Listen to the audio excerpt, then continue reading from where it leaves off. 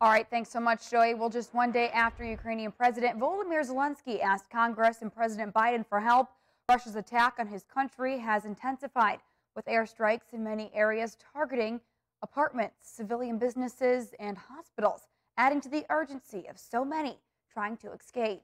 Jay Gray has been following the fighting and the growing humanitarian crisis along the Polish-Ukrainian border.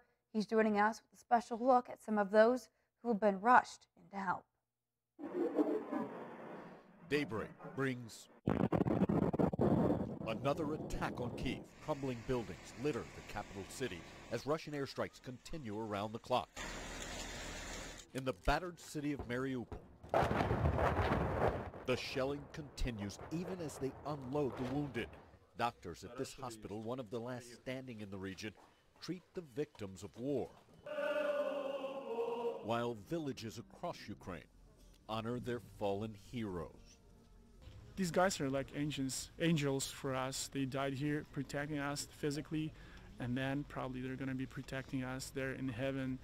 As so many go through the hell of trying to escape, already more than 3 million have rushed from the fighting. Mothers clutching their babies just across the border, safe but uncertain of what comes next. Whatever's happening here is going to be happening for a long time, and people are going to need a lot of things and a lot of supplies and clothing and everything. Because they've left most everything behind.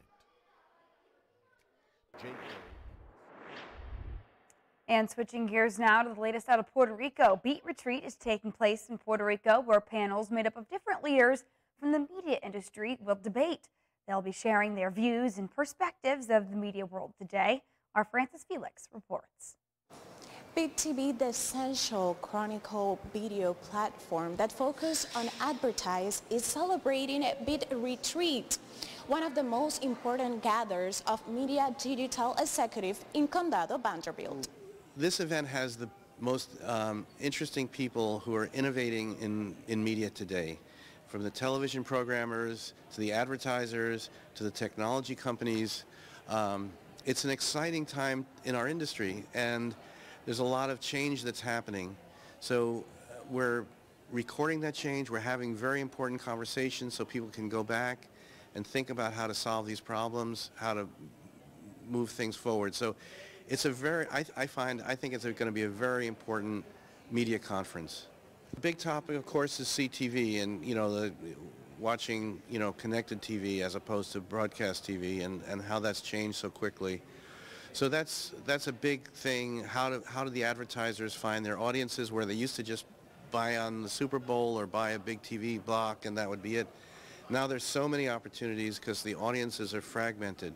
So how to target the right advertisement and not annoy people in this new medium is very important, and that's a big problem that has to be solved. And also understanding what people want and not giving them what they don't want. So advertising has changed, and we're in the middle of it right now. Reporting from Condado, Puerto Rico. All right, thanks so much, Francis. In the meantime, the Bahamian government is continuing to work to lower the country's debt. And today, our One Caribbean News' Deandra Hamilton has more on how they plan to do it. The government of the Bahamas is having no difficulty raising money, said Minister of Economic Affairs Michael Halkitis. The explanation follows scathing criticism by the FNM opposition once the PLP government revealed it had entered into a repurchase agreement with Goldman Sachs International, an investment bank and financial services company, to cover budget expenses for the 2021-2022 fiscal year. Speaking at a press conference on Friday, Halkitis assured the public that the strategy is to lower the country's cost of debt. He also reiterated why the decision was made. The primary objective of our debt management strategy is to lower the cost of our debt. Secondarily, it's to manage the maturity profile. And the repo transactions are not some convoluted exotic structure, but they play a significant part in global financial markets every day. The repo transaction allowed the government to leverage the assets of the sinking fund while continuing to receive income on those assets and continuing to invest in and grow the sinking fund. The minister highlighted that the interest rate of the repurchase agreement is 2.4% in comparison to a bond issue done by the opposition when they were the leading party. The rate of interest on the repo is 2.4%. You will recall that the bond issue done by the former administration, the rate was 8.95%. They went out for $600 million at 8.95%, and then went out for an additional $225 million at 8.95%, so a total of $825 million. Halkitis stressed that the government is managing the country's profile to reduce the cost of debt and that government will utilize a number of instruments to get this done. DeAndre Hamilton reporting for One Caribbean News. All right, thanks so much, DeAndre. Meantime, businesses in Barbados that emerged from the pandemic largely unaffected will have to contribute to the costs of the government's COVID fight. In a budget address in which she also announced plans to shield taxpayers from rising petroleum costs and the cost of living, Prime Minister Mia Mottley said a pandemic contribution levy will soon go into effect. Now, it's expected to raise the equivalent of $60 million US, identifying operations in the telecoms, insurance, and finance sectors as those that record higher net incomes in 2020 and 2021 amid the pandemic and benefited from a reduced corporate tax rate. Motley said they would have to contribute. As we erect a shield to protect Barbadians, as we invest in fiscal space to preserve our resilience to the next shock, as we responsibly scale back the enormous efforts to hold this economy and this society together in 2020 and 2021, we ask those sectors that remain largely unscathed in 2020 and 2021 to make a one-off contribution to the Herculean efforts expended to hold our society together during the 2 years of the COVID pandemic.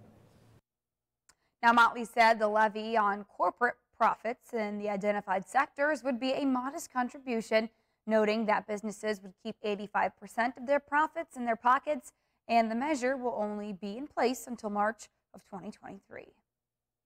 We're a company with a net income above $5 million in 2020 and 2021 is carrying on domestic business in the telecommunications sector, in the retail sale of petroleum products by dealers, in the commercial banking sector, so deposit taking and finance houses are there, but we exclude credit unions, and in general and life insurance business, then these companies shall be subject to a pandemic contribution levy of 15% of their net income per the company's financial statements for the fiscal years ending March 2021 and 2022.